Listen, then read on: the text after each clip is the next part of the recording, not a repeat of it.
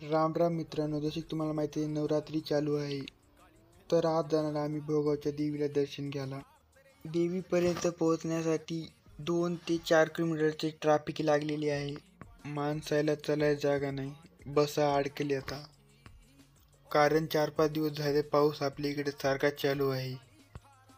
पाऊस उघडला की सर्वजण देवीच्या दर्शनासाठी भोगाव या तीर्थ ठिकाणी निघाले.